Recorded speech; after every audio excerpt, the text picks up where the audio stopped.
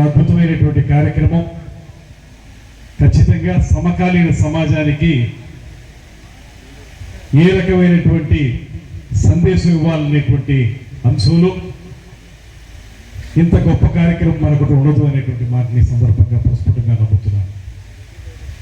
ఘంటసాలలో ఏదైతే బౌద్ధ క్షేత్రంగా విరాజిల్లినటువంటి ఈ ప్రాంతంలో ఈరోజు బుద్ధ పౌర్ణమి సందర్భంగా, విశాఖ పౌర్ణమి సందర్భంగా ఒక మంచి కార్యక్రమాన్ని ఏర్పాటు చేయడం, దానికి ఆంధ్రప్రదేశ్ రాష్ట్ర ప్రభుత్వం తరఫున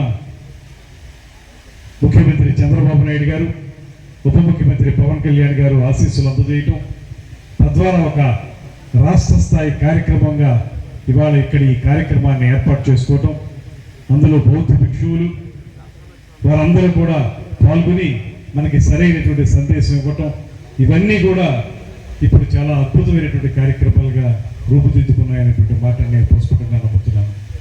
ఒక పక్కన ఆ స్తూపం క్రీస్తుపూర్వం 2-3 శతాబ్దాల్లో ఆ మధ్యకాలంలో ఉన్నటువంటి స్తూపం, ఇవాళ ఆ స్తూపం పక్కన మనం ఈ సమావేశాన్ని ఏర్పాటు చేసుకోవటం.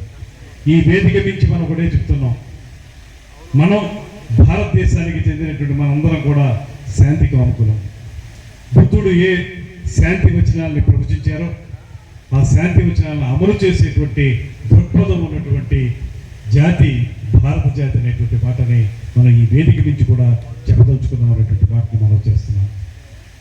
అదే సందర్భంలో అవసరమైతే ప్రత్యర్థులకి ఏ రకమైనటువంటి సమాధానం చెప్పాలో అది కూడా చెప్పగలం అనేటువంటి మాటని ఇంతకుముందే నిరూపించాం, అవసరమైతే మళ్ళీ కూడా నిరూపిస్తాం అనేటువంటి మాటను కూడా ఈ సందర్భంగా తెలియజేస్తాం.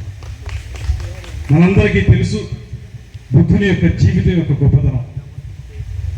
ఆయన చెప్పినటువంటి శాంతి, సహనం, అహింస ఇలాంటి అంశాలు, శాంతియుత సహజీవనం అనేటువంటి మాట, ఇవన్నీ కూడా ఇన్ని వేల సంవత్సరాల తర్వాత కూడా ఈ సమాజానికి దిక్సూచిగా నిలబడ్డాయంటే కారణం ఆయన ఊరికే మాటలు చెప్పి వెళ్ళిన వ్యక్తి కాదు.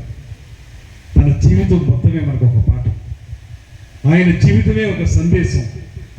ఆయన తను జీవించిన విధానం ద్వారా ఒక సందేశాన్ని అందించి ఇవాళ మనం అందరం దాన్ని ఆచరించే విధంగా మనకి చెప్పినటువంటి సందర్భం.